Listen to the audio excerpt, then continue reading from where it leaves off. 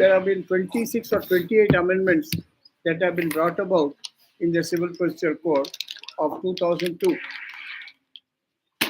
The Civil Procedure Code is today called as Civil Procedure Code of 1908, as amended in 1976, as amended by Act 22 of 2002. So the act that is followed today is the Act of 2002, and it came into force from 1/7/2002. And there were 26 or 28 amendments as far as the Civil Procedure Code is concerned. The first amendment is Order 6, Rule 1. Order 6, Rule 1 says all prints will have to be filed in duplicate, along with an extra copy for the scanning purposes for the computer. And Order 6, Rule 1 says that all prints have to be filed in duplicate. Earlier it was not there, now it has been introduced saying that it has to be filed in duplicate. And second thing is Order 6, Rule 2, an amendment, of course there was no amendment, that speaks about plead and then prove, not prove and then plead. Then the second amendment is Order 6, Rule 15, bracket 4. Order 6, Rule 15, bracket 4. That speaks about what is called verification affidavit. Earlier, this was not there. This particular provision was made in order to safeguard the interests of an advocate. Please remember, sometimes don't trust your client. At the earliest available opportunity, your client will let you down. So please remember, when we draft a plaint, we draft according to the instructions of the party, not otherwise. But it says, in criminal law, they say when a hanging sentence is passed, they say hang until he is dead. Because once what happened was a noose was put on the neck of the person concerned, and then the noose did not hold it. And then the noose was sought to be put again. They said under Article 21 and 22 of the Constitution, there cannot be double punishment for the same offense. So what they did was the High Court issued instructions by saying hang until he is dead. So here also Order 6, Rule 15.4, it says the party speaks about the facts of the case and says that the plaint has been drafted as per the instructions given by me and with utmost restraint and responsibility. So that saves an advocate, because what is mentioned in the plaint is according to the instructions given by the party. So verification affidavit has to be filed. That is under Order 6, Rule 15, bracket 4. Then we come to Order 6, Rule 14. Order 6, Rule 14 speaks about what is called proof of addresses. You have to file an affidavit into the court, give the names, addresses, and description of the parties, and then say that the addresses mentioned above is true and correct. Then if it is regarding immovable property, you have to file what is called Form number 8. That is description of the immovable property. Form number 8 has to be filed. Then along with that, you file the BATA and all these things. And then the forms which you file is what is called settlement of issues. And for each party, you have to submit it in a triplicate, and it has to be sent to court and by registered post.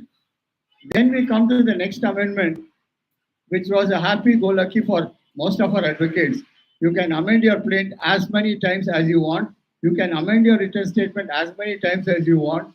And till the second appeal also you can amend it. But now your hands are tied.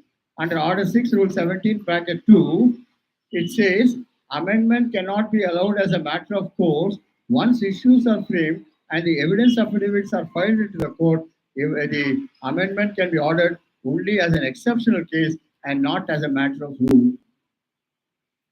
Then the next amendment that was brought about was under Order 7, Rule 14, bracket 2, which speaks about when the documents are sought to be filed by the plaintiff after the plaint has been filed into the court. Later on, it is governed by Order 7, Rule 14.2. You explain the delay why it was not filed earlier. The corresponding provision you had earlier called Order 13, Rule 2. which says delay in filing the documents. But now that Order 13, Rule 2 does not apply. Then we come to the next amendment as laid down in Order 8, Rule 1. Order 8, Rule 1 says, once the summons are served, from the date of service of summons, the written statement has to be filed within a period of 30 days. Then, if it is not filed within a period of 30 days, the court can extend time to the maximum period of 90 days, and beyond 90 days, it does not have a right to extend time. In this regard, I would like to cite the judgment of the Supreme Court in 2004, 5 Supreme Court cases, where the Supreme Court has said filing of the written statement within 90 days is only for commercial courts and does not apply to the lower courts. You can definitely take advantage of that citation by saying, sir, ordinary courts cannot insist on written statement being filed within 90 days. Then you have got what is called Order 8, Order 8 Rule 1 2A, which says when the defendant wants to introduce documents after the filing of the written statement, he has to file an application to receive the documents within that time, and if any delay is there, he must explain the delay. So Order 13 Rule 2 does not apply as on today. Only Order 8 Rule 1A applies, where the defendant has to file an application to receive documents under Order 8 Rule 1A. Then the next amendment that was brought about was Order 14. Order 14 deals with what? I'm sorry, it is issues, settlement of issues. As far as scandalous matters, vexatious matters, defamatory matters, insulting matters, where defamatory allegations are made against the opposite side, the court has got the power on application being filed to expunge those pleadings. That is Order 8, Order 14, Rule 5. Then we come to the next amendment that was brought about as far as Order 18 is concerned. Under Order 18, new provision has been introduced. Order 18, Rule 2, bracket 3. There they say after the trial is completed, the court can hear the arguments on both sides and give 7 days time for filing written arguments into the court. One advantage of filing written arguments into the court is నాకు బాగా తెలుసు కోర్టులో arguments వినేటప్పుడు ఏమంటే అలాగంట రాముడికి సీత ఏమవుతుంది సీతకు రాముడు ఏమవుతాడు the court will the judge will be sleeping at the time when you are arguing, or sometimes he'll be chewing a bubble gum. So the question is to wake him up. You try to say, I think I make myself clear to your honor. Yes, please proceed, I'm hearing you. అంటే మనం చెప్పేది నిద్రపుచ్చేదానికి చిన్నపిల్లని నిద్రపుస్తాం చూడండి, అలాగ వింటారు arguments. The question is to avoid judges from shirking their responsibility. Written arguments are introduced by Order 18, Rule 2, bracket 3. Can you tell me the corresponding provision in the old CRPC, sir, for filing written arguments? 314 CRPC. 314 CRPC, old section 314 CRPC says written arguments can be filed by both the parties after culmination of the trial. I tell you why, sir, this has been provided. See, please remember, all of us are not perfect in everything. Some of us are perfect only in talking, blah, blah, blah, that's all. But some of us are good in writing.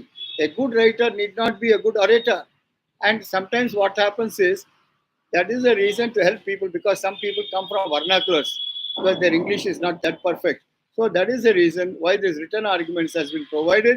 And in case the court neglects to look into your written arguments, definitely in appeal you can say, sir, these are the points which I urged in the written arguments. The court has not looked into it. The court has given a go-by to that, so that you can point to, please remember, when you file an appeal, the appellate, I still remember a joke in Karimnagar. Unfortunately for me, whichever judge I'm confronting are lady judges. See, what happened was the judge was very, very stubborn. I don't want to give the name. And she said, anyhow, you must argue the matter today. I said, madam, my matter is of 2022, appeal of 2022. You have adjourned all the matters of 2018, 19 and all. Why? What is the speciality of this particular appeal? Why do you want to hear it? No, no, you must remember I've given you a stay. Sir, madam, with due respects to you, stay in a first appeal is a matter of right. You cannot deny it. Just because you have given me a stay doesn't mean you have done some charity to me. I'll argue whenever I'm free. How far I'll argue, till what extent I'll argue, it is my own choice. She had no other option that but to keep quiet. I said, sir, your court is something like a mother-in-law. Your appellate court is a mother-in-law, and the lower court is the daughter-in-law. And always the mother-in-law and daughter-in-law don't get on well. Whenever the daughter-in-law commits a mistake, the mother-in-law will pull her up and say, you have committed a mistake. So the lower court is the daughter-in-law, and you are the mother-in-law. In the lighter vein, of course, I had no malice. Then I said, Madam, by this time, I think you must be a grandmother also. Yes, yes, I'm grandmother. I've got grandchildren and all. But looking at you, madam, you look like a newly married bride. Are you so impressed about me? I said, I'm impressed about your appearance. And you wear stops and all at this age. 10, she said, I'm very, very happy. Sir, beyond this, I cannot argue. I've argued for 1.5 hours. I want an adjournment. కూర్చోండి sir attendant పిలిపించే సార్కి cool drink కావాలా సార్కి drink ఇది water కావాలి then next date of hearing she said sir are you all right are you keeping good health are you in a position to argue then she went on the defensive then ultimately of course my misfortune was I argued it for 4 months. She was transferred and the matter was reopened. Then another judge came. He heard it for 5 hearings.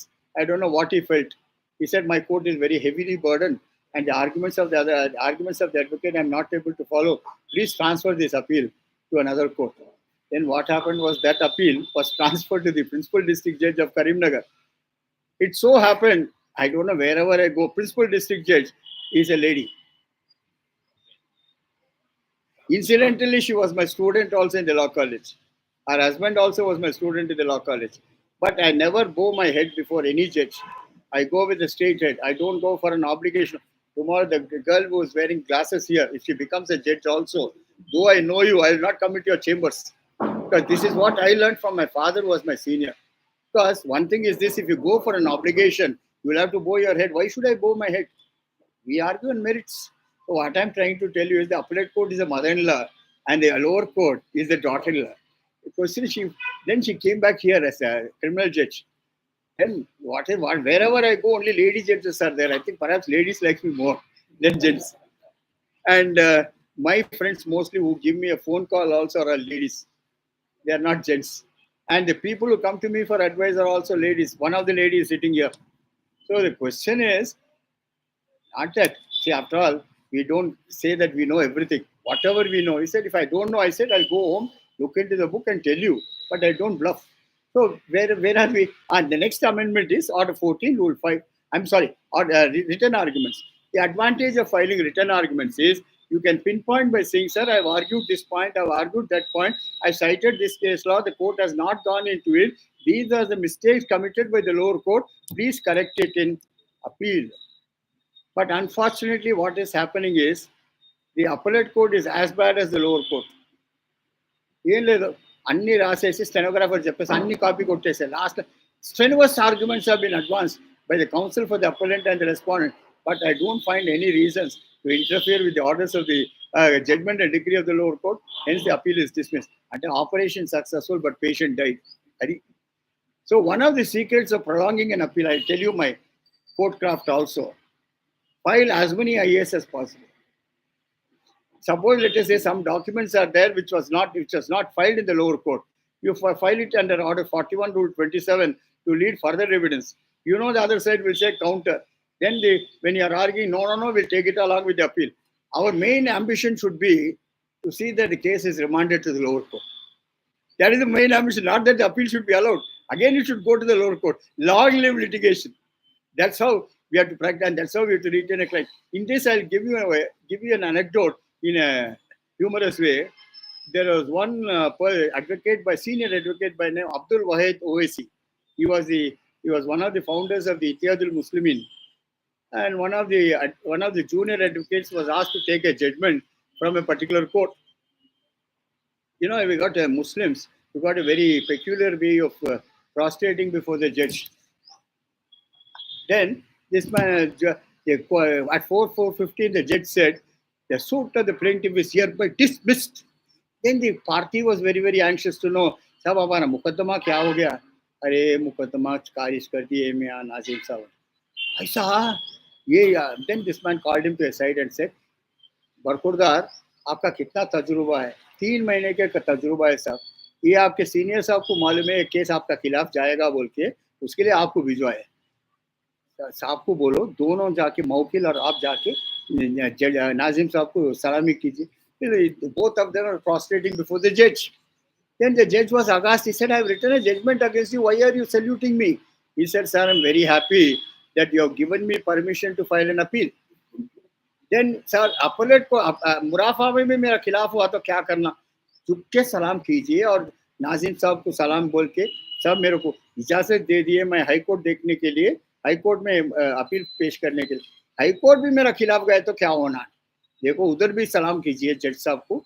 फिर मेरे कुतुब मीनार देखने के लिए मेरे को इजाजत दे दियो. सब सुप्रीम कोर्ट में भी मेरा खिलाफ गए तो क्या होता? दोनों हाथों फैला के अल्लाह से दुआ मांगो. So he said, this is the way you try to hang on to a client, give him a glimmer of hope, saying that still some hope is left in the horizon. Don't be and he said, ये after all मुंसिफ है. अपना मुकदमा इतना पेचीदा है उसने उसको समझ में नहीं आया. Appellate court is still worse. High court भी खिलाफ गए तो high court is still worse. Supreme Court में गए तो you can't comment anything about Supreme Court. I think perhaps most of you are watching YouTube. In YouTube, you see court proceedings being beamed. We in Andhra and Telangana, we are far, far, far, far better. The words that are uttered by the judges is very, very oppressive. क्यों मैं आपको black coat पहनने के लिए कौन आपको इजाजत दिए? कौन सा कॉलेज आपको डिग्री दिए? कौन सा बार काउंसिल आपको एनरोलमेंट करे? और कौन सा आप वकील हो के काला कोट पहन लिए तो वकील हो जाते हैं क्या? First get out of my court.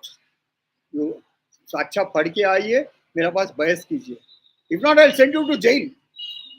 That advocate was just crying. He could not reply to that. That is an offensive language used in northern states. And one of the judges says, आइए madam बहुत दिन के बाद आए. आपको कुछ नहीं मालूम भाई, कुछ जो भी जाके सीखे क्या आपके सीनियर से? नहीं सीखा. आप ही मेरे senior. I take contempt proceedings against you. मैं आपका सीनियर हूँ क्या? This is the attitude. Then one of the advocates, the same judge was addressing, गंदी नाली के कीड़े निकल जाओ मेरे कोर्ट से, आपको मैं जेल भेजूंगा. This is the language used. తెలంగాణలో ఆంధ్రాలో మాట్లాడమనండి. ఇక్కడ immediately they'll get it back. And you have to argue only in Hindi. साहब मैं हिंदी नहीं जानता. हिंदी जाके तालीम लेके आके मेरे पास बहस को. अंग्रेजी मेरे को नहीं आता, मैं अंग्रेजी नहीं जानता हूँ. जज. Anyhow, let us talk less. So when written arguments are filed, the court has to definitely go into your written arguments. Please remember, all of us are not blessed with two qualities. You cannot be a good speaker, you cannot be a good writer also. A good writer need not be a good speaker. A good speaker need not be a good writer. Right? So that is the reason this provision has been made and mostly benefiting most of your juniors. The question is, you can definitely go into it. Nowadays, the modern trend has been, अब Google नहीं देखते क्या? Google देख के पढ़ लेके अंदर आओ. Then one of the advocates was sleeping in the court in the end. Then okay साहब को बुलाओ. Then he said, हाँ क्या है, हमारे कोर्ट में आपको नींद आ रही क्या? बार एसोसिएशन जाओ, इत्मीनान से चेयर में बैठो, अच्छा नींद कर लेके मेरा कोर्ट में आके बैठ सकते. So things go on. Then we go to what is called Order 18, Rule 4 and 5. Order 18, Rule 4 and 5 says, all evidences in chief shall, not may, shall be filed by affidavit. All evidences in chief shall be filed by affidavit. And as far as cross-examination is concerned, it can be conducted in the open court, or a commissioner advocate can be appointed to record the cross-examination and submit a report to the court. This is how the court also tries to avoid its duty. The only useful thing they do is to record evidence. Even that is sent to a commissioner But of course, I'm not against it because most of the junior advocates get benefited. But the problem which you have with juniors is that there's no seriousness in the commission proceedings. अभी पान खा लेके आता हूँ, अभी cigarette P लेके आता हूँ, नहीं तो दारू तो भी पी के आता हूँ. That's how the commission proceedings go on, and they don't know the distinction between a suit document and evidentiary document. For everything, you file a petition into the court, get the document admitted, then ask questions on that. Please remember the privilege of a cross-examiner is to confront documents in cross-examination. There need not be any petition to receive documents. So these are all the informative. Suppose you say, I want the evidence to be recorded in court itself. I've got immense confidence in you, sir. Please remember, I have got a lot of work to do. I cannot record the evidence. Please get it recorded to the commissioner. Sir, what are you doing? You're sitting idle. I can sit idle, but get the commission proceedings done. And no one cooperates with the commission. For example, some of the juniors are appointed commissions. Then ready unta, what ready unta, what ready unta, but you ready unta. The question goes on forever. So the question is some senior. Please remember, one advantage of doing cross-examination in court is the demeanor of the witness, the mannerism of the witness, the psyche of the witness, the way he answers questions, the way he deals with it, it can be noted by the court. Before a commissioner, there is no seriousness at all. Right? So, anyhow, that provision has come. Then marking of the documents, of course, the court marks the documents and then deputes it to the commissioner concerned. That is Order 18, Rule 4 and Rule 5. Then we come to what is called judgment and decree. That is Order 20. Yes? Let's say there are concurrent cases running, similar parties, and they are facing a similar issue in junior and senior court.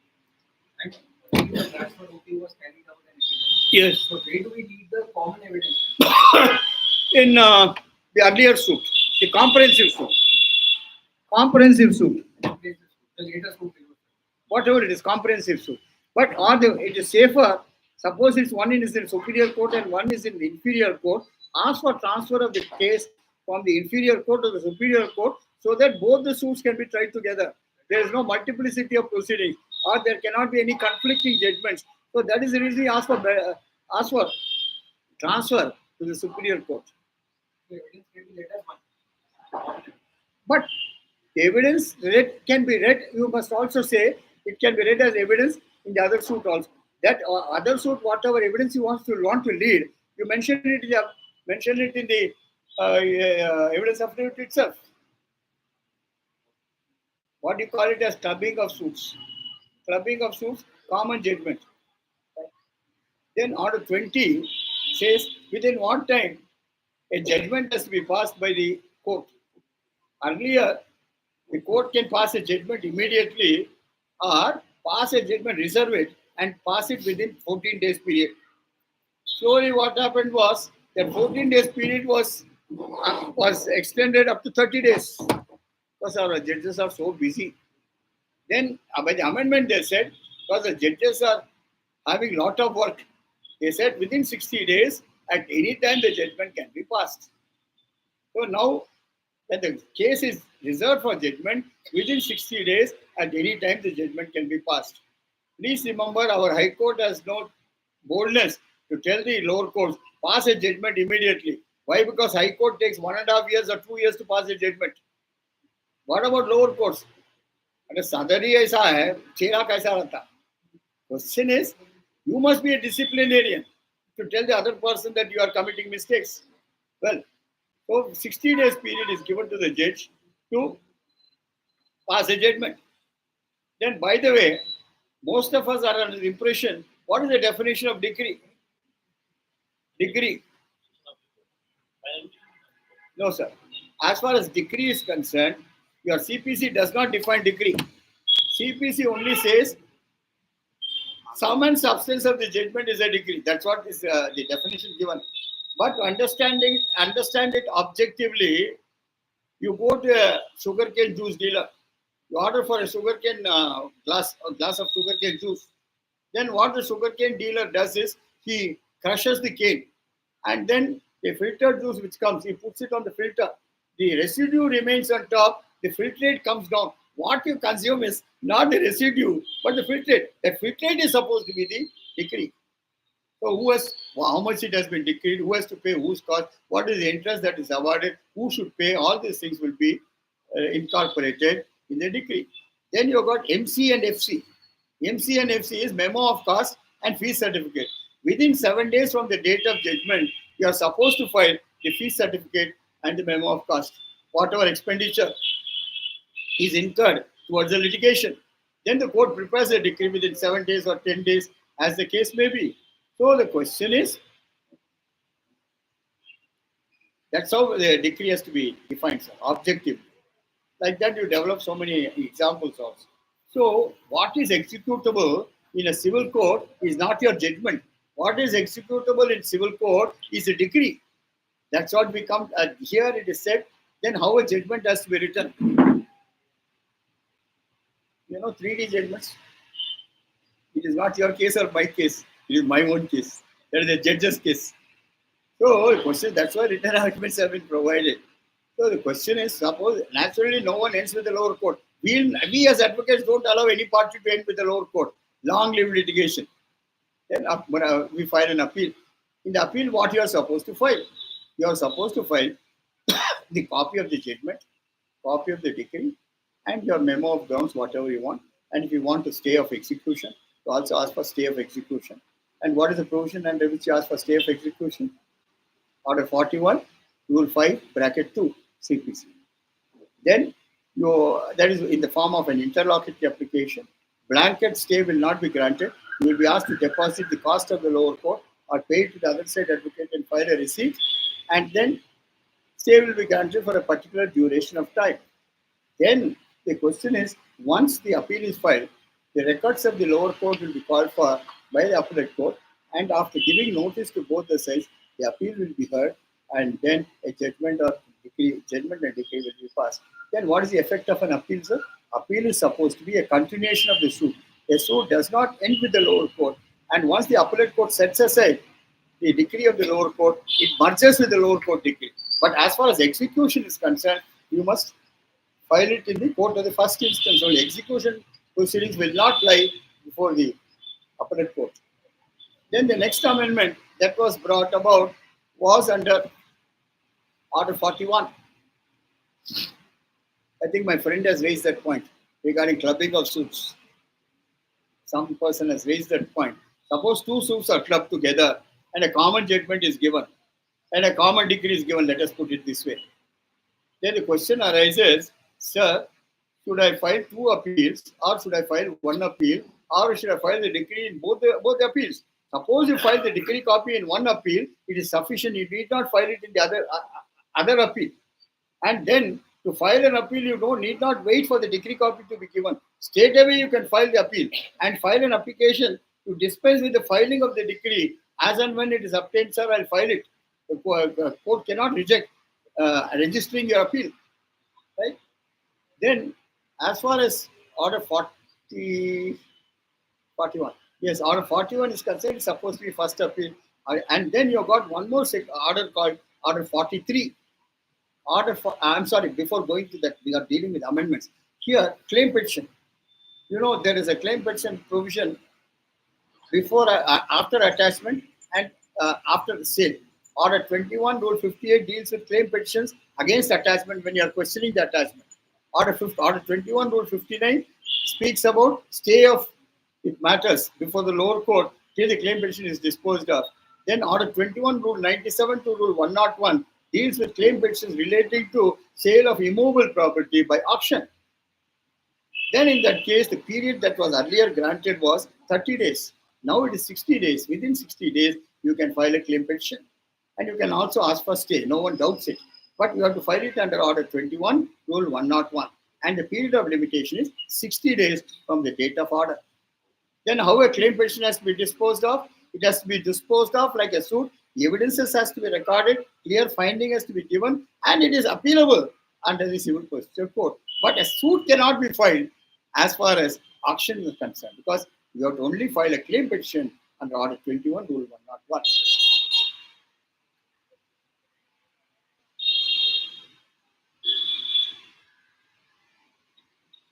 So just one question I have. Is it better to prefer for review or revision. I'm coming to that one. Then we go to the, are you able to understand, madam? And under Order 41, any document which has been shut out by the lower court, you can file an application under Order 41, Rule 27. That is for leading additional evidence. They usually say that the document can also decide it along with the appeal. If it is, you can question it also in your appeal. But if it's suppose new documents are there which has come to your notice, which was not available to you at the time when you filed it, later on you say they have come to your notice. Later on, you take these documents. But some new facts were came into after. That is subsequent events, or change of law, change of position, change of facts. So on. You can always bring it to the notice of the court by filing under Order 41, Rule 27. Please remember, sir, writing an appeal is easier than writing a suit. Why? Because first thing what you read, the judgment and decree of the lower court is against the law, materials and evidence on record. The lower court erred in acting on surmises and conjectures. The lower court erred in misappreciating the documents filed into the court. The lower court erred. అంటే ఆ కోడల మీద ఎంత నిందలు మోపాలో నిందలు మోపచ్చు. That is an appeal. Then also say all other grounds will be raised at the time of hearing. Then what is the court fee you pay in appeal, sir? Court fee, what is paid in the lower court, under section 49 of the Court Fees Act, you pay the same court fee. They would understand this. Then we go to what is called appeals against orders. That is section order 43, read with section 104.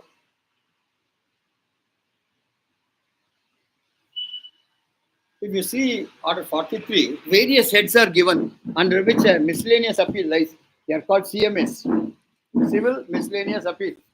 As far as CMA is concerned, you are supposed to file the copy of the judgment passed by the lower court. And if you are going from the lower court to the district court, it is 30 days period within which a CMA has to be filed. And if you are going to the High Court against the orders of the sub-judge or district judge or whatever it is, it's also called CMA, but you have got period of 90 days where you can prefer a CMA before the court. Then you will have to look into the table. What are the matters, orders which are appealable? If you see Order 43, different items are given. Suppose an injunction is refused, or injunction application is ordered, or attachment is ordered, or attachment is refused, or different heads are there under which you can file a CMA. But the question arises, the most important doubt which arises in every advocate's mind is, what is the period of limitation to set aside an ex parte order? What is the limitation for restoration of the suit? What is the limitation for restoring a suit which is dismissed for non-prosecution under Order 9, Rule 4? Then what is the limitation for setting aside an ex parte decree? These are the basic points which arise. As far as Order 9, Rule 7, setting aside ex parte orders are concerned, restoration of the suit is concerned, there is no limitation. At any time you can file it, but you must file it with a written statement to show your bona fides. Then you have got what is called Order 6, Rule 4. Order 9, Rule 4, I'm sorry. Suppose the suit is dismissed for non-payment of bata or non-payment of process, there is no limitation prescribed for it. You can file it at any time, but you must show sufficient cause why the process was not paid. As far as Order 9, Rule 13 is concerned, 30 days period is given to set aside an ex parte decree. Suppose the 30 days period has expired, sir, what should I do? You must file an application under Section 5 of the Limitation Act to condone the delay in filing the petition to set aside ex parte.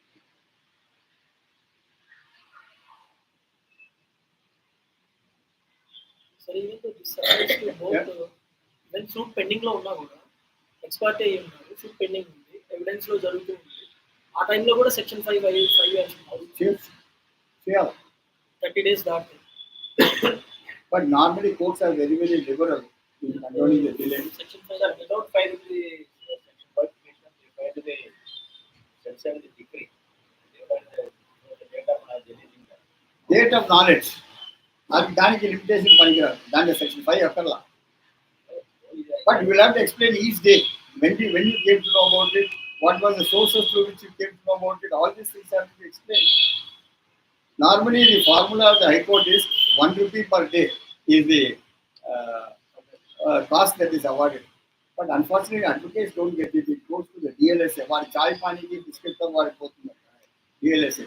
But it goes for legal aid also. Suppose advocates are appointed, they are paid out. So anyhow, so as far as miscellaneous appeals are concerned, you've got various sections under Article 43, under which miscellaneous appeal lies. Then you have got what is called revision. Appeal is supposed to be a continuation of the suit.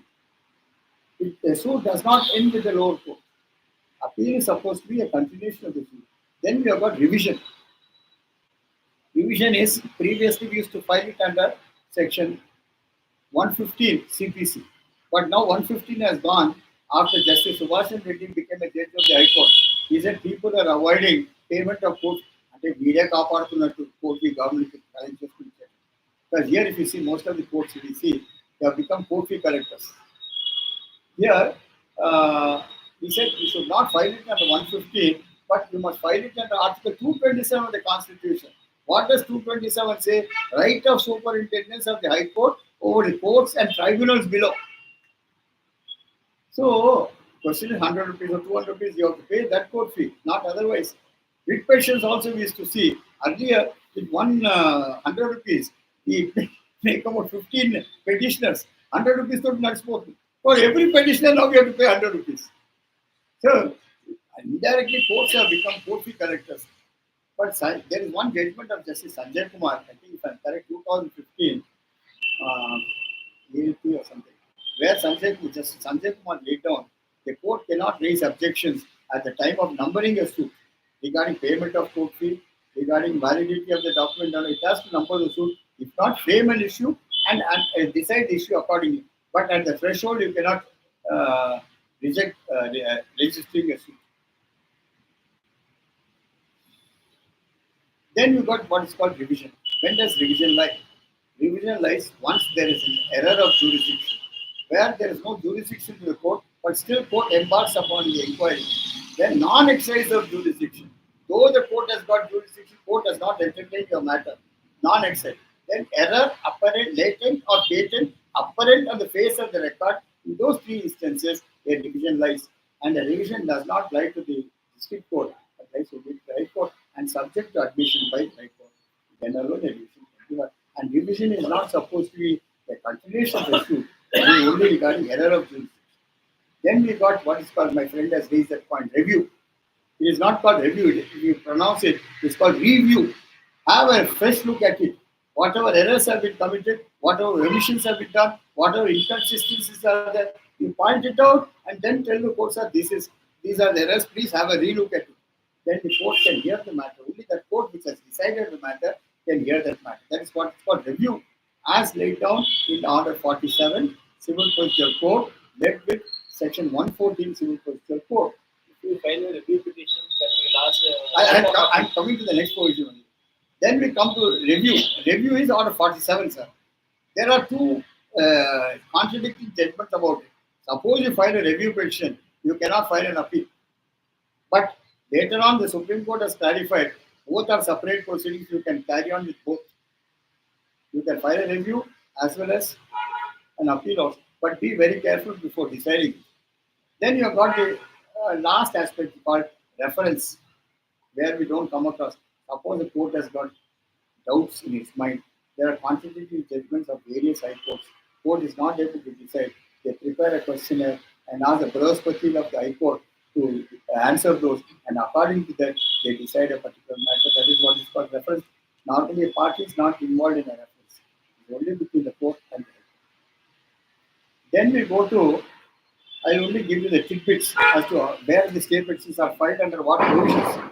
As far as state petitions are concerned, all of us are used to what is called Zinda Previous Section 151 CPC. If you don't know the provision, write 151 CPC. But please remember, there are some special provisions also, sir. That is, as far as stay of execution is concerned in the lower court, Order 21, Rule 26 is a provision under which a state petition has to be filed for in an execution proceeding where you want stay of the execution till the matter is heard. Then, as far as appeal is concerned, you've got Order 41, Rule 5, Bracket 2, where in the appellate court you can ask for stay. That is Order 41, Rule 5, bracket 2. Then, as far as claim petitions are concerned, once an attachment is ordered, order 21, rule 59. As far as claim petitions regarding sale by auction is concerned, order 21, rule 102. Then, setting aside an order in execution where you are set ex parte as a JDR, you have got a provision called Order 21, Rule 106 is a provision under which you file an application to set aside the ex parte orders passed in an execution petition. As far as the DHR is concerned, he can get the EP restored under Order 21, Rule 104.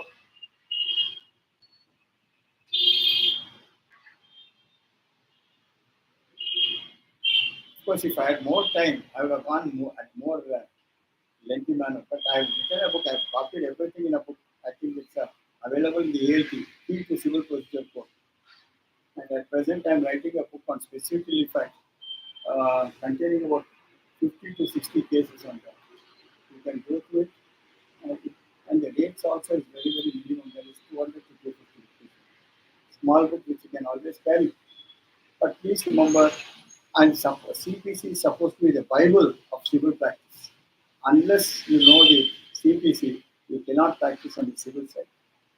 And please remember, even the judges also have to refer to the book in order to come to the correct position.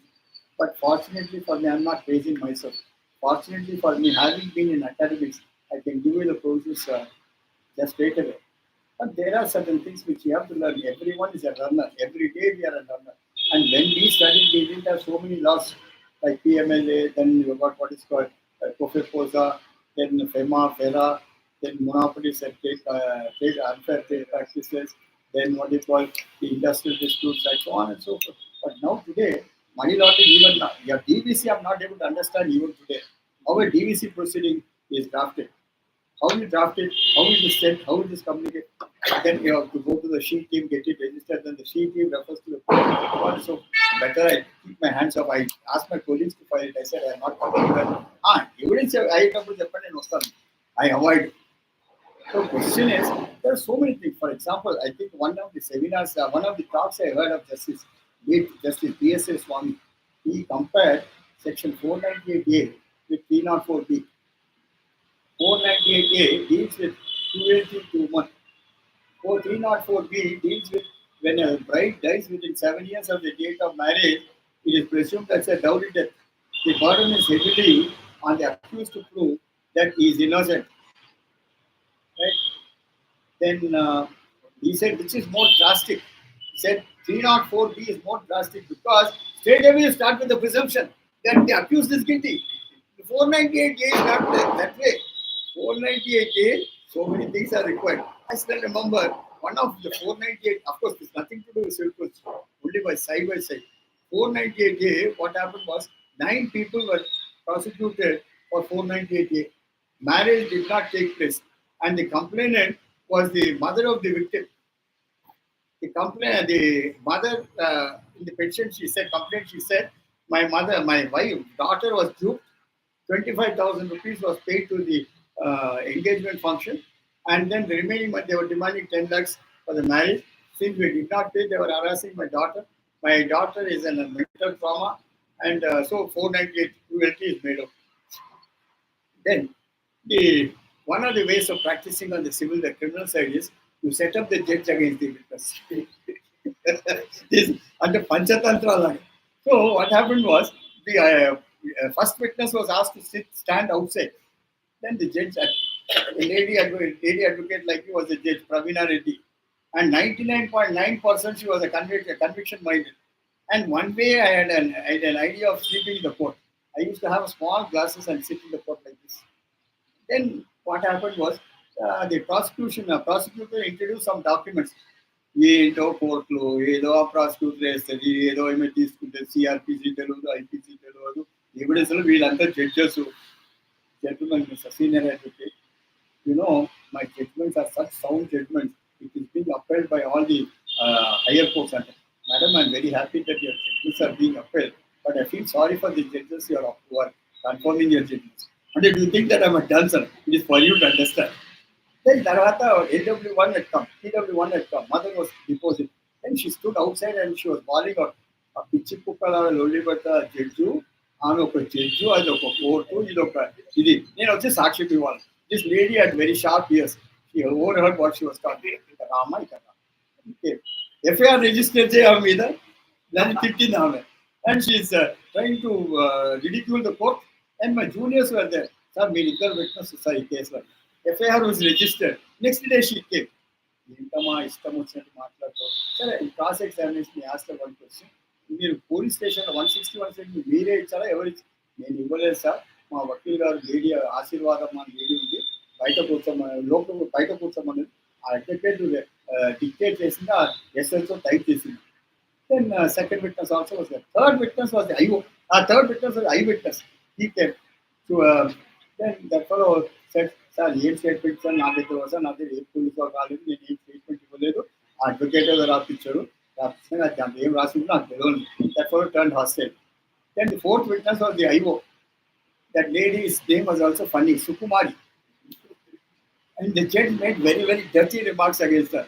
ఏమో సుకుమారంగా వచ్చావు మంచి coat dress ఇది అంతా వేసుకుని వచ్చావు నువ్వు అయిపోనా నువ్వు ఎవరమ్మా నీకు ఇన్స్పెక్టర్ పోస్ట్ ఇచ్చింది ఎక్కువ మాట్లాడినంటే అయితే కమిషనర్ రాసి నేను సస్పెండ్ చేపిస్తాను దిస్ లేడీ సార్ సార్ ఆ మ్యాటర్ అడిగాను మీరు చేతితోటి రాశారా లేకపోతే టైప్ రైటింగ్ లేదండి అడ్వకేట్ గారు కూర్చున్నారు అడ్వకేట్ గారు డిక్టేట్ చేస్తే నేను టైప్ చేశాను ఐ విట్నెస్ మీకు నోట్ చెప్పారా లేకపోతే మీరే లేదు సార్ మీరు టైప్ రైటర్ ఎక్కడ పోయినా టైప్ రైటర్ తల మీద పెట్టుకొని పోతారా లేకపోతే ఇది మ్యానుస్క్రిప్ట్ రాసి ఆ మ్యానుస్క్రిప్ట్ లేదండి దెన్ టైపింగ్ ఎవరు చేశారు అడ్వకేట్ చెప్తే నేను రాశాను సుకుమారంగా కూర్చొని ఇన్స్పెక్టర్ అంటావు నువ్వు నీ బతుకు ఈ కమిషనర్ రాస్తే నేను సస్పెండ్ చేయమని పాపం 9 మంది బెంగళూరు నుంచి వచ్చారు వాళ్ళని ట్రబుల్ చేసేదానికి ఈ కేసు వేస్తామని ఆల్ ద 9 వరకు డిఫరెంట్ దెన్ ఏం చేస్తారు ప్లీడర్ గారు అన్ని హాస్టల్ అయిపోయారు మీరు వచ్చినా ఒకటే రాకపోయినా ఒకటే రామాకండి మా కోర్టులు మా మీద కాస్టిక్ రిమార్క్స్ చేస్తారు all of them acquitted then another case what happened the there were 4 accused the day was judgment was there I was appearing for the husband some other advocate was appearing for A2 and A3 and another advocate was appearing for the wife. Then it was posted for judgment. The judgment was about to be pronounced. I still remember the name of the judge also, Mastanamma. And she was good in recording evidence. Then she was going out. I said, why she went out, I do not know. I thank you.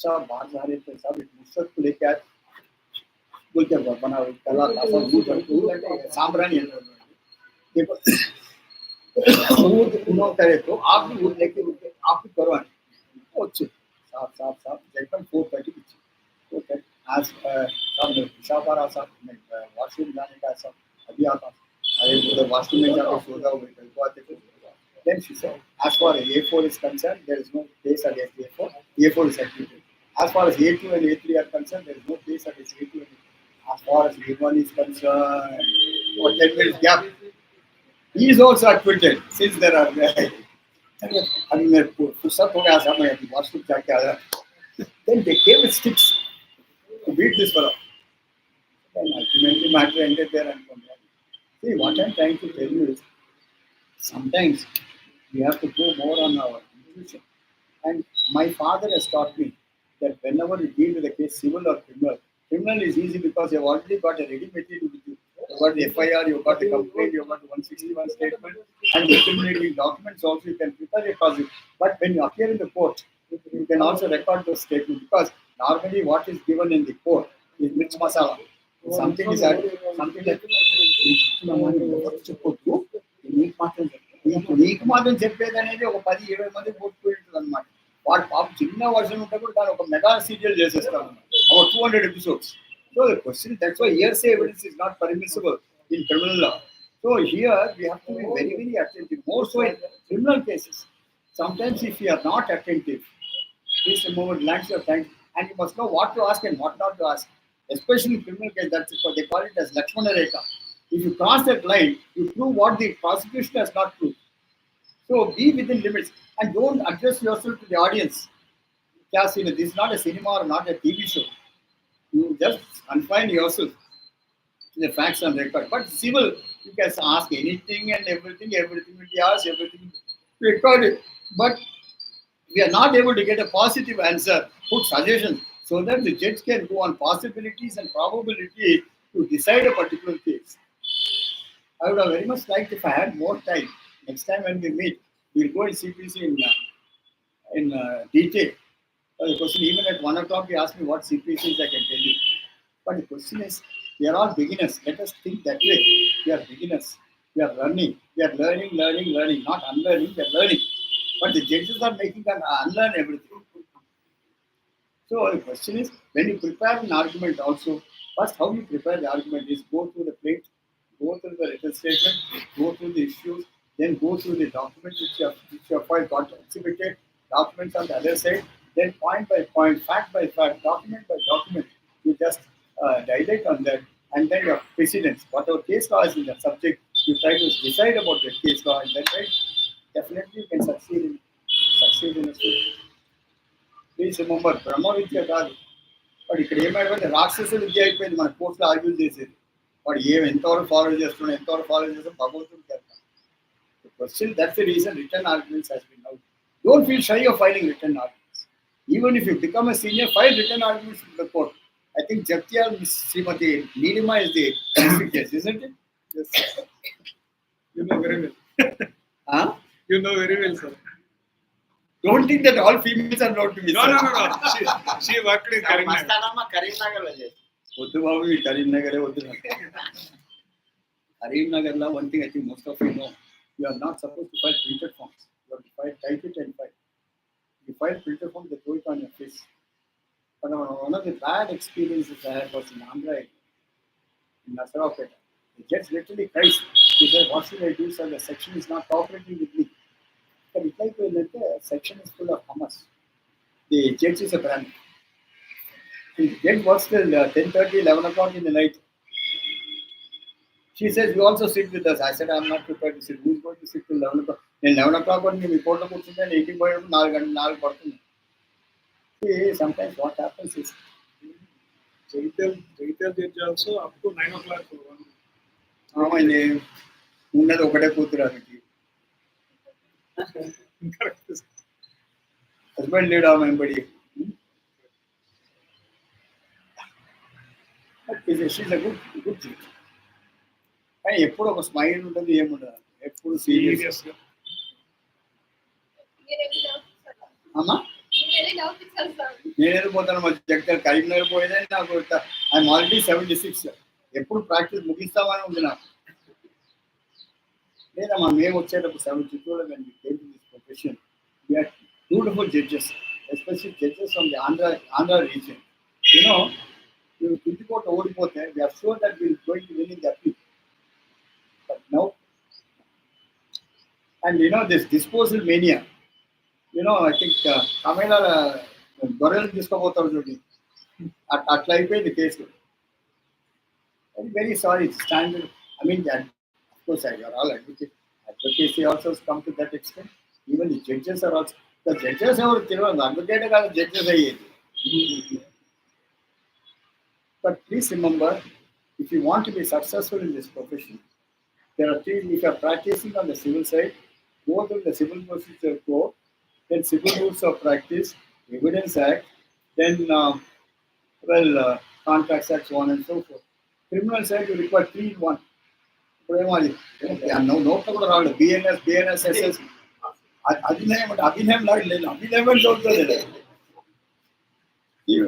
Very good లాస్ వర్ then please remember McNaghten to deduce the general principles that is exceptions it took 3 years to deduce those principles they could have allowed the English names to remain ఆ నోట్లో కూడా రావట్లేదు ఇప్పుడు ఏం లేదు 482 washing 482 has made it section 3 then 45 has become 48. There's new wine in new bottle. I mean, old wine in new bottle. So civil procedure code వాళ్ళు ముట్టలేదు అది they will not take. Any questions by way of interaction, please? I used to lecture for 5-6 hours continuously. I don't have the motivation now. Practical oriented. Practical? Practical oriented. That is Vedula Srinivas. And Vedula Srinivas okutundi Parabrahma Shastri.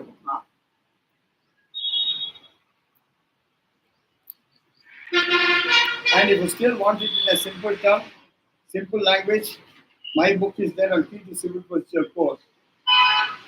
Already in the market. Huh? Vedula Parabrahma Shastri. Vedula Srinivas. ఇంకోటి పరబ్రహ్మ Sastry. Pardon? Criminal practice, sir. I don't go on the criminal side except sessions cases. Three in one this one solve. That is your BNSSS, then Abhinayama. Bharatanatyam and Petromancham. You got Bharatanatyam, Kuchipudi and Odissi.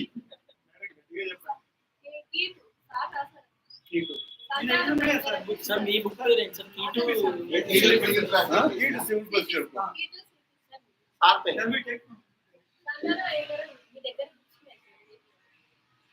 మూడు editions వచ్చి 3 editions sold out. Now specific edition is coming out. Then I am preparing one book on documentation. I have referred to about 34 to 36 documents. First, that's something separate than your conveyancing. Giving the theory part of it and then giving the format. Theory part of it, then format. Then another book I was thinking of writing on banking. But banking doesn't come of any use in the lower books. My specialization was banking. And you'll be surprised, I never belonged to law. I belonged to BSc. BSc in a past class వచ్చింది. After my agitation by 1969. But LLB and LLM, I got a distinction. And the very college where I studied, I lectured in the same college. Huh? First Usmania University only, sir. Huh? BSc BSc LLM, sir. BSc Nizam College. We never attended classes. We were always on the roads. In the practicals ఉండేటప్పుడు మన compound పెళ్ళం తెలియదు, fly wheel తెలియదు, ఏం తెలియదు. వాటి demonstration పెట్టారు, ఒక 2 రీడింగ్ చూపించారు, 2 రీడింగ్ వాళ్ళు ఎక్కడ marks. Very good. Sir expert order వస్తే మనము ఆపోజిట్ పార్టీకి ఇన్ఫార్మ్ చేయాలా EP 40. No, sir. If you inform the other side, they'll execute it immediately. File a petition. No one stops you from filing an application. Expert order 45 days time ఉంటుంది. 45 ఎవరన్నాను 30 days. 30 days దీనికి మీకు expert ఆర్డర్కి మీకు limitation లేదు. Expert డిగ్రీకి 30 days. Final degree కూడా 30 days. 30 days అంటే మన ఎక్స్పర్ట్ డిగ్రీ వచ్చినప్పుడు Order 9 to 13 కింద you must file it within 30 days. If the delay is committed, then you must file a petition under section 5 to condone the delay. ఇప్పుడు EP file చేశాక వాళ్ళు వచ్చి సెన్సెట్ declare చేస్తే EP proceedings ఏమవుతాయి? అప్పుడు EP proceedings means suppose you are for the JDR, you file a petition under order 21 to 26, stay of execution till your application is They file the consent decree. అందుకే అంటున్నా. You can వాడు EP వేసేస్తారు అంతవరకు వేసాడు అనుకోండి, order 21 to 26 కింద pension వేయండి, state the disposal of the expert degree.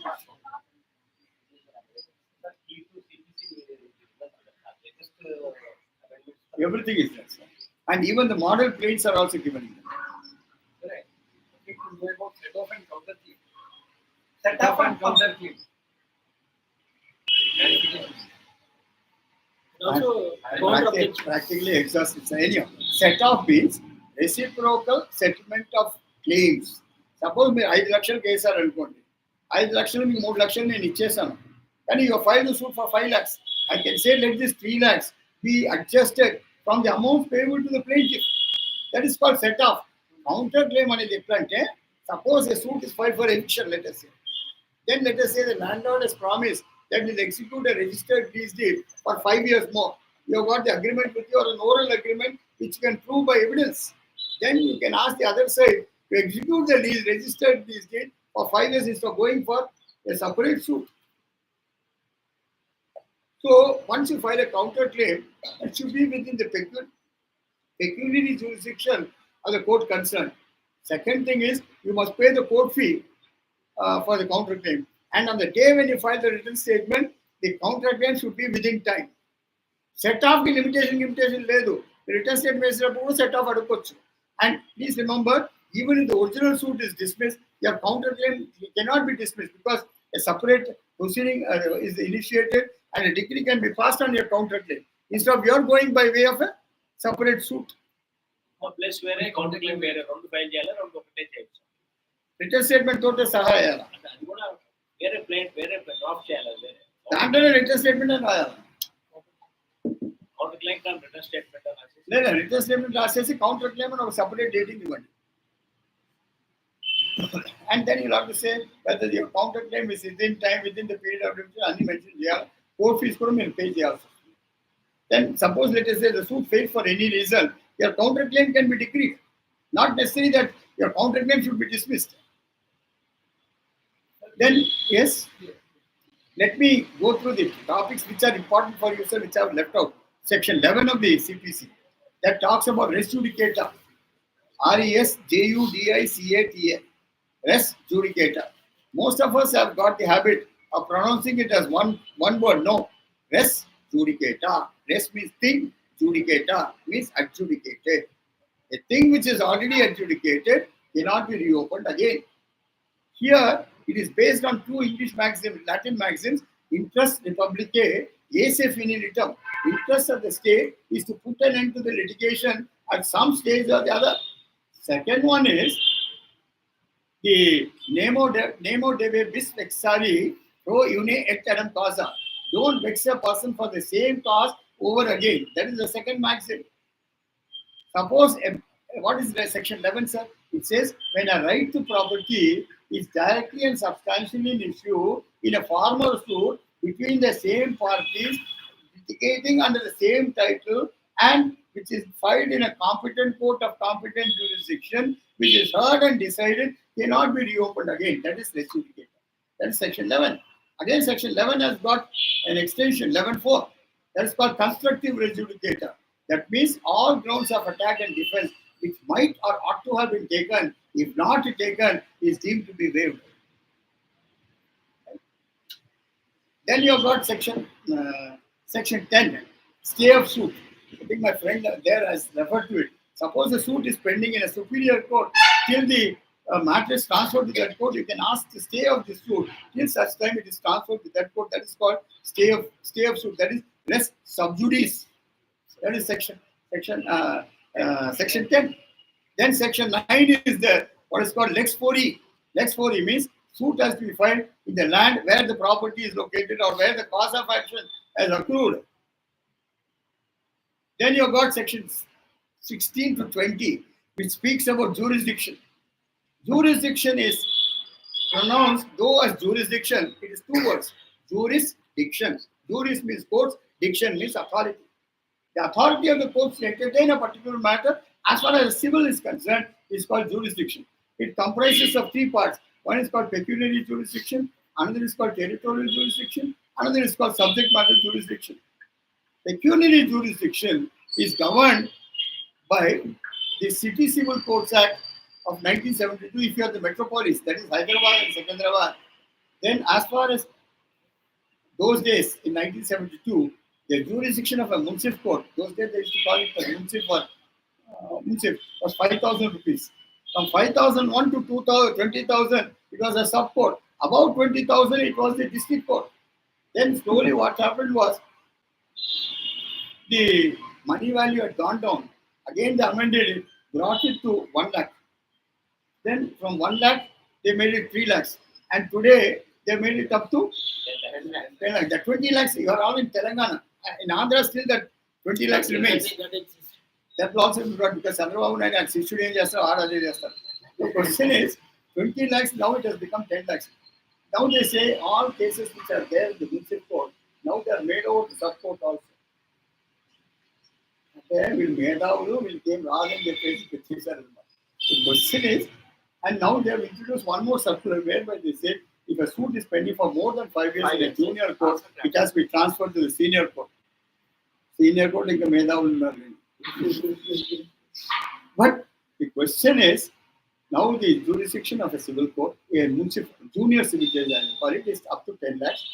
From 10 lakhs one up to 20 lakhs, not say 20 lakhs, I'm sorry, 50 lakhs is subject, senior civil judge, and above 50 lakhs, it is a district court. And as far as filing an appeal is concerned, from lower court to the high court, is 35 lakhs is the pecuniary jurisdiction.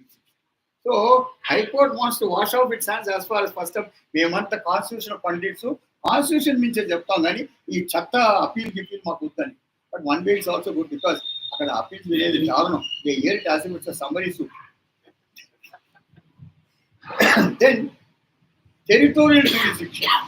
Territorial jurisdiction is where the cause of action is accrued, within whose periphery it comes, whether that particular court has got jurisdiction, that is called territorial jurisdiction. I also gave you an example also. If one of the properties is located here, you can file a suit here. That is called territorial jurisdiction. Another is called subject matter jurisdiction. That means now we are in the era of specialization, where family courts are constituted. All matters and the matrimonial matters, all matters under the Rent Control Act, all matters in the rent appeals, all matters in the insolvency petitions, then all matters in the labor disputes, all matters in the Trade Unions Act, Workmen's Compensation Act, motor accident claims, so on and so forth, fatal accidents, so on and so forth, and even chit funds today. You've got special tribunals being constituted. Unfortunately, it's a disaster. That is, it's heard by the assistant registrar. వాడు bank and advocate రాసిస్తాడు వీడు అదే copy చేస్తున్నాం అదే judgement and please remember registrar of societies has no jurisdiction to execute it again they have to come to the civil court అక్కడ madam ఉంటుంది వాళ్ళ brother దాంట్లో అదే అయింది దాంట్లో EP no warrant was issue but still the section put the signature of the judge and put the rubber stamp of the judge and the warrant somehow came to the hands of the JDR. Then no, there is no form of that warrant in the court. There is no proceedings also regarding the warrant. And ultimately the judge launches an FIR saying it's not my signature, it's not my seal, it has been forced. So many things go on. So now subject matter jurisdiction means all matters relating to Hindu Marriage Act, Special Marriage Act, Indian Divorce Act, Muslim Marriages Act, there's all Marriages Act, so on and so forth. It comes under family courts. But please remember, family courts is the money spinner today. For most of our advocates, we are being fed on that. I tell you, I still remember a young couple came to me for drafting a divorce petition. I told the lady, Madam, you're still young. You've got your father and mother alive today. But tomorrow, how long they are going to live with you? Why don't you settle the matter with your husband and try to live happily? She bluntly said, are you my father or brother to advise me, sir? Take your chips and work, man. So I said, when you want to remove your threat, I said, who am I? I get my fees, I work for it. But please remember, you can conduct 10 cases than conducting a matrimonial proceeding. In a particular court, I'm very, very sorry. A judge was placed with an awkward position. The husband was referring to the wife. I think I don't want to use that word in a particular way. Then she said, if you call me that way, you are a boy born to 100 fathers. Then the judge said, before you can call me by names, go on with your submissions.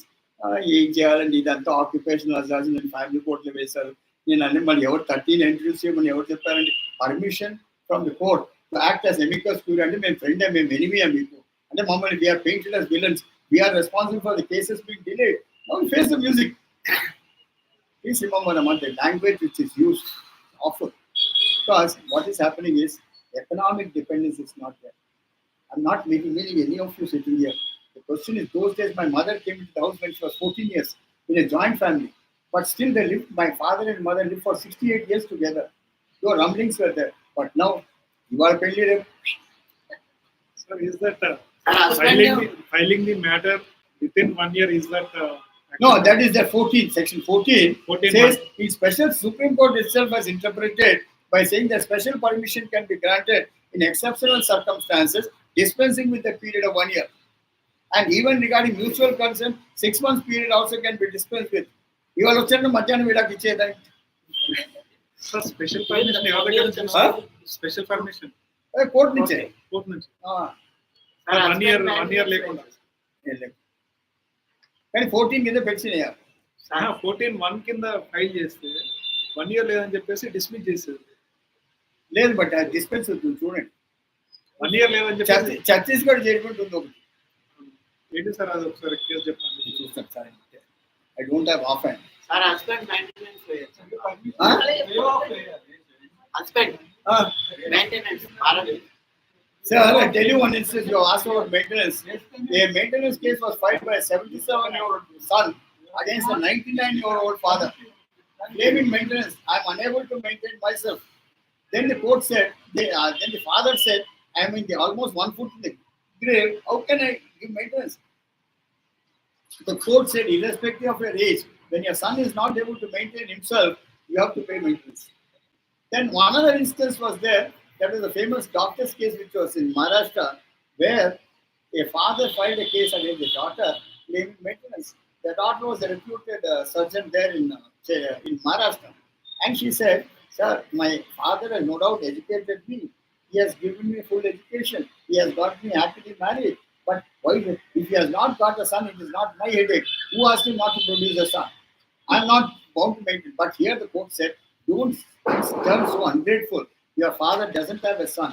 You are the son or daughter. You are bound to maintain. Anyhow, thank you very much. We had a good response. And thanks to my admins also. Statements ఎక్కడి నుంచి వచ్చారు sir? చెప్పండి. మా validity ఏం లేదు, admins ఏం లేవు ఇక్కడ. Nobody is an admin. First of all it's a team work. Last ఒక డౌట్. క్రాస్ అబ్జెక్షన్స్ అది sorry cross objection. Cross objections. Objection. Cross objections అంటే some issues are against you. మీరు అది కంపల్సరీ అది క్రాస్ అబ్జెక్షన్ చేస్తారా ఏంటి? డౌటా మీకు ఏమైనా? అనుకున్నా అదే. బ్రెయిన్ అదే బ్రెయిన్ మీకు అర్థం కాలేదు. బ్రెయిన్ అక్కడే పని చేస్తలేదు, మనిషి మాత్రం ఇక్కడ ఉన్నాడు. బాబు నీ బ్రెయిన్ రౌండ్ కొద్ది నా బ్రెయిన్ విని పెద్దగా ఇంకా ఎంత పెద్దగా అవుతుందో నాకే తెలియదు. ఉండవా నువ్వు నీ ఎంతసేపు ఎడిపోయినా సరే రావణ ఎక్కడ ఉన్నాడు, సీత ఎక్కడ ఉన్నాడు మాట్లాడుతావు. But delay in representation is there. How the time will be Sriram. counted? From the serving of notices of that IAS or from the serving of notice of Sir, this suit? my mind is full sorrow. ఇంకా నేను పోతే stroke వస్తున్నా. శ్రీరామ్ అడిగేటప్పుడైనా ఆలోచించారు కదా. Within limited time, I try to give out my best. If any shortcomings are there, I pardon me for that. And I have not made any remarks against anyone. And more particularly the ladies who are here, gracious ladies. అందుకే మా colleagues also make fun of me. మీరు ఎక్కడ పోయినా lady judges ఉంటారు ఏంటంటే that is the affinity with the lady judges. And thank you one and all. జడ్జిలు ఇద్దరే ఉన్నారు, మొత్తం 12 మంది. పంపిస్తామండి. కానీ ఒకటి జగిత్యాల నుంచి, రాజమండ్రి నుంచి, గోదావరి కానీ సోమని చాలా మంది చాలా గుంటూరు నుంచి ఇక్కడ ఉన్నాడు ఈ మనిషి మర్చిపోయాం. సార్ మీ దాంట్లో ఇంత దూరం నుంచి వచ్చారు. జ్యోతిర్మయ్యన్ కూడా ఉండే కదా sir. She was in Kurnool as principal district judge. చాలా Sham Sri was there. Sham Sri is now in Suryapet. అంటే వీళ్ళ అడ్రస్ అయితే నాకు ఎంత తెలుసు అనుకో చెప్పండి. పోస్టర్ అయినా చలో సో ఫార్ అవే మీరు వచ్చారు. That's a very good sign. First attempt we made it. ఫర్దర్గా కోర్స్ ఆఫ్ యాక్షన్లో మేము ఊళ్ళకి వస్తున్నాం. We're coming to districts. కానీ ఒకరోజే ఉంటాం, ఫ్యూ అవర్సే ఉంటాం. దానికి ఏంటంటే కొంతమందికి నరిషింగ్ చేయవలసిన అవసరం ఉంటుంది. ఆ నరిషింగ్ చేసేది ఈ పెద్ద అయిన మళ్ళీ మా కొలీగ్ సార్ ఉన్నారు ఇక్కడ. అగో ఆ వల్లభ్ సార్ అని ఆయన అంటారు, వల్లభ్ వెంకటేష్ అని. సార్ ఇటు రండి సార్, సార్ ఇటు రండి సార్, రండి స్వామి.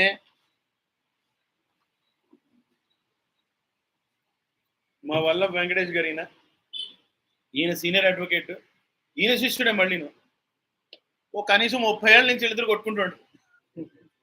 33 years having. సార్తో పాటు ఎఫినిటీ. ఎవరితో కొట్లాడిపోయినా సరే ఈయనతో మాట కొడతారు ఖచ్చితంగా.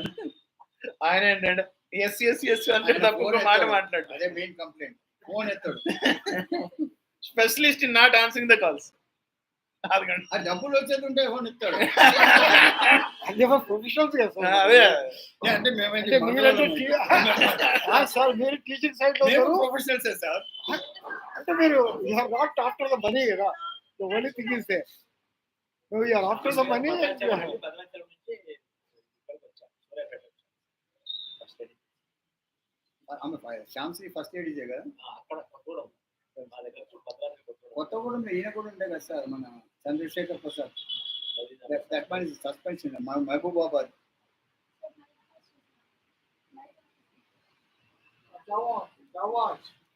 సో ఏఎంఎస్ కాలేజ్ నుంచి స్పెషల్లీ మీరందరూ ఏఎంఎస్.